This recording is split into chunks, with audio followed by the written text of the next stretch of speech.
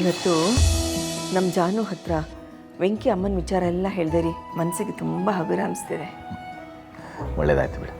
ಅಪ್ಪ ಅಮ್ಮ ಏನಮ್ಮ ಹೇಳ್ದೆ ಕೇಳಿದೆ? ಅಲ್ಲಿಗೆ ಅಕ್ಕ ಜಾನು ಹೇಗಿದ್ಯಾ? ಚೆನ್ನಾಗಿದ್ದೀನಿ ಕಣೆ. ನಾನು ನೋಡು ಫಸ್ಟ್ ಕ್ಲಾಸ್ ಆಗಿದ್ದೀನಿ. ನೀನು ಹೇಗಿದ್ಯಾ? ಚೆನ್ನಾಗಿದ್ದೀನಿ ಕಣೆ. ನಾನೇ ಫೋನ್ ಮಾಡಿ ಕರೆಸ್ಕೊಳ್ಳೋಣ ಅಂದ್ಕೊಂಡಿದ್ದೆ. ನೀನು ಆಮೇಲೆ ಕೆಲಸದಲ್ಲಿ ಬ್ಯುಸಿ ಇರ್ತೀಯ ಅಂತ ಸುಮ್ಮನಾಗೋದೆ. ನೀನು ಸುಮ್ಮನೆ ಇರಬಹುದು, ಆದರೆ ಅದಕ್ಕೆ ಸುಮ್ಮನೆ ಇರಲ್ವಲ್ಲ. ಅವ್ರು ಫೋನ್ ಮಾಡಿದ್ದಕ್ಕೆ ಓಡೋಡಿ ನಿನ್ನನ್ನು ಮಾತಾಡ್ಸ್ಕೊಂಡು ಹೋಗೋಣ ಅಂತ ಬಂದೆ. ಹೌದು, ಮನೆ ಇಬ್ಬರು ಹೆಣ್ಮಕ್ಳನ್ನ ಒಟ್ಟಿಗೆ ನೋಡೋದಕ್ಕೆ ನಮಗೂ ಖುಷಿ ಆಗುತ್ತೆ. ಎಷ್ಟು ದಿವಸ ಆಗಿತ್ತು ನಾವೆಲ್ಲ ಹೀಗೆ ಒಟ್ಟಾಗಿ ಸೇರಿ. ಅದಕ್ಕೆ ಭಾವನಂಗೂ ಫೋನ್ ಮಾಡಿ ಬಾ ಅಂತ ಕರೆದೆ.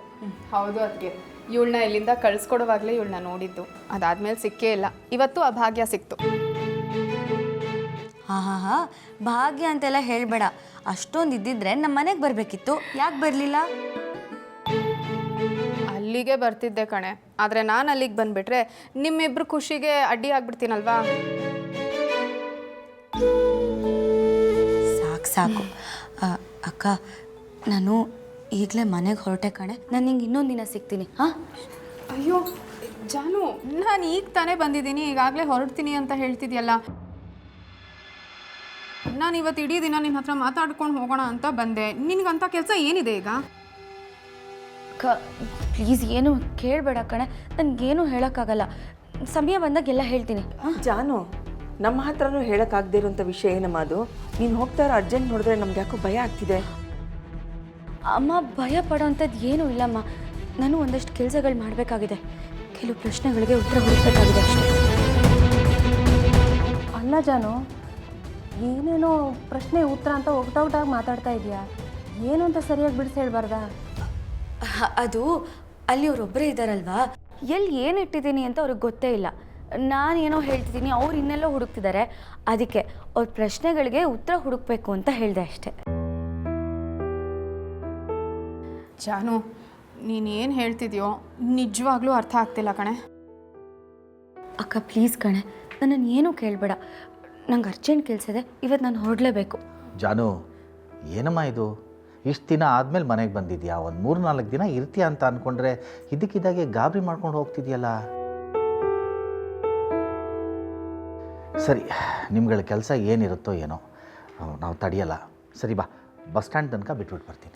ಬೇಡಪ್ಪ, ನಾನೊಬ್ಬಳೇ ಹೋಗ್ತೀನಿ, ಪರವಾಗಿಲ್ಲ. ಜಾನು ಅವರೇ, ನೀವು ಇವಾಗ ಹೋದರೆ ವೆಂಕಿಗೆ ಬೇಜಾರಾಯ್ತದೆ. ಅವ್ರು ಬಂದಮೇಲೆ ಅವ್ರಿಗೂ ಒಂದು ಮಾತು ಹೇಳೋಗ್ಬೋದಲ್ಲ. ನಂಗೆ ಗೊತ್ತು ಅದಕ್ಕೆ ಅವ್ನು ಇಲ್ಲದೆ ಇರೋ ಟೈಮಲ್ಲೇ ನಾನು ಹೊರಡ್ತಾ ಇರೋದು. ಪ್ಲೀಸ್ ಅವ್ನಿಗೆ ಹೇಳಿಬಿಡಿ, ನಾನು ಮತ್ತೆ ಬಂದೇ ಬರ್ತೀನಿ.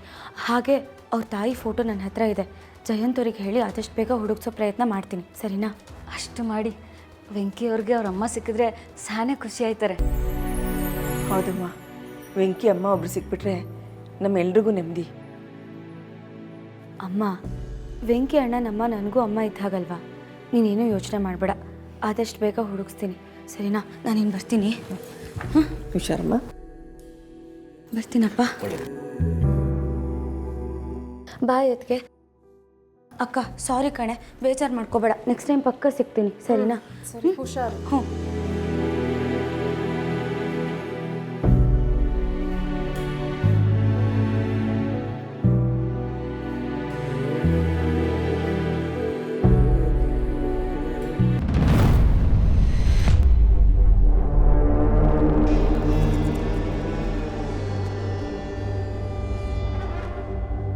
ಹಲೋ ಸರ್, ನಿಮ್ಗೊಂದು ಒಳ್ಳೆ ಬ್ರೇಕಿಂಗ್ ನ್ಯೂಸ್ ಕೊಡ್ಲಾ? ಏನು ಹೇಳಿ ಮೇಡಮ್, ನಾನು ಅದಕ್ಕೋಸ್ಕರನೇ ಕಾಯ್ತಿದ್ದೀನಿ.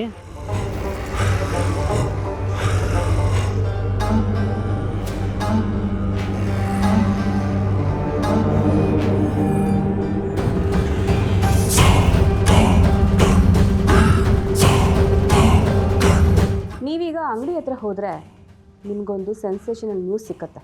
ಏನು ಮೇಡಮ್, ನೀವು ಫೋನ್ ಮಾಡೋದು ನೋಡಿದ್ರೆ ಯಾವುದೋ ಒಂದು ಸಖತ್ತಾಗಿರೋ ಬ್ರೇಕಿಂಗ್ ನ್ಯೂಸ್ ಕೊಡ್ತೀರಾ ಅಂದ್ಕೊಂಡೆ. ನೀವು ನೋಡಿದ್ರೆ ನನ್ನ ಕೆಲಸಕ್ಕೆ ಬ್ರೇಕ್ ಆಗೋ ನ್ಯೂಸ್ ಕೊಡ್ತಿದ್ದೀರಲ್ಲ, ಇದನ್ನು ಯಾರಾದರೂ ಬ್ರೇಕಿಂಗ್ ನ್ಯೂಸ್ ಅಂತಾರ? ನೀವೇ ಹೇಳಿ. ಈ ರೀತಿ ಉಪ್ಪಿನಕಾಯಿ ತಿಂದು ಫುಡ್ ಪಾಯ್ಸನ್ ಆಗ್ತಿರೋದು ದಿನಕ್ಕೊಂದು 1000 ನ್ಯೂಸ್ ಸಿಗುತ್ತೆ. ಅದನ್ನೆಲ್ಲ ನೋಡಿ ನೋಡಿ ಜನರಿಗೆ ಬೇಜಾರಾಗಿಬಿಟ್ಟಿದೆ ಮೇಡಮ್. ಸರ್, ನ್ಯೂಸು ಉಪ್ಪಿನಕಾಯಿದಲ್ಲ. ಉಪ್ಪಿನಕಾಯಿ ಯಾರು ಮಾತಿದಾರೋ ಅದೇ ಸೆನ್ಸೇಷನಲ್ ನ್ಯೂಸು. ನಿಮಗೆ ಲಲಿತಾ ಉಪ್ಪಿನಕಾಯಿ ಕಂಪ್ನಿ ಓನರ್ ಯಾರಂತ ಗೊತ್ತಾ? ಸಿಟ್ಟಿಂಗ್ ಮಿನಿಸ್ಟರ್ ಜವರೇಗೌಡ ಅವರ 2ನೇ ಮಗ ಸಿದ್ದೇಗೌಡರು. ಏನು ಮೇಡಮ್, ನೀವು ನಿಜ ಹೇಳ್ತಿದ್ದೀರಾ? ಈ ರೀತಿ ಸುಳ್ಳು ಸುದ್ದಿ ಹೇಳಿ ನನ್ನ ಮರ್ಯಾದೆ ಕಳಿಬೇಡಿ. ಸರ್, ನಿಮಗೆ ನನ್ನ ಮಾತಿನ ಮೇಲೆ ನಂಬಿಕೆ ಇಲ್ಲ ಅಂದರೆ ಬಿಟ್ಬಿಡಿ. ನಾನು ಬೇರೆ ನ್ಯೂಸ್ ಚಾನಲ್ಗೆ ಹೇಳ್ಕೊಳ್ತೀನಿ. ಅಲ್ಲಿ ಟೆಲಿಕಾಸ್ಟ್ ಆದಮೇಲೆ ನೀವೇ ನೋಡ್ಕೊಳ್ಳಿ. ಅಯ್ಯೋ ಮೇಡಮ್, ನೀವು ಇಷ್ಟು ಹೇಳ್ತೀರ ಅಂದಮೇಲೆ ನಿನ್ನ ಮೇಲೆ ನಂಬಿಕೆ ಬರ್ತಿದೆ ಬಿಡಿ. ಇಷ್ಟು ಸುದ್ದಿ ಕೊಟ್ರಲ್ಲ, ಇನ್ಮೇಲೆ ನೋಡಿ ಅವ್ರ ಜನ್ಮ ಜಾಲಾಡ್ಬಿಡ್ತೀನಿ. ಸರಿ, okay, bye madam, thank you.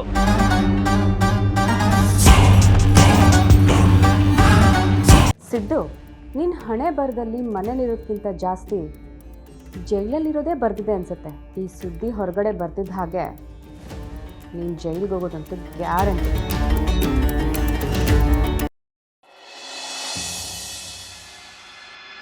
Mother India ನಿಮ್ಮನ್ನು ತುಂಬ ಚೆನ್ನಾಗಿ ನೋಡ್ಕೋಬೇಕು ಅಂತಲೇ ಜಯಂತ ಇಲ್ಲಿಗೆ ನಿಮ್ಮನ್ನು ಕರ್ಕೊಂಬಂದಿದ್ದು. ಆದರೆ ಚೆನ್ನಾಗಿ ನೋಡ್ಕೊಳಕ್ಕಾಗಲಿಲ್ಲ. ಐ ಅಗ್ರಿ, ತಪ್ಪು ನಂದೇ. ಆದರೆ ಜಾನಿಯವರು ಯಾವತ್ತು ನಿಮ್ಮನ್ನು ನೋಡಿದ್ರು ನೀವು ಸೇಫ್, ಜಾನ್ವಿಯವರು ಸೇಫ್, ನಾನು ಸೇಫ್.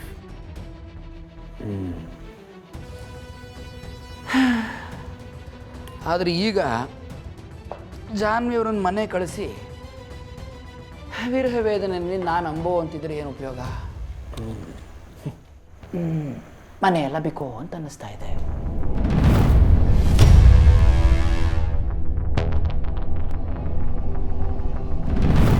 ಅರೆ ಜಾನ್ವಿಯವರೇ, ಏನಾಯ್ತು?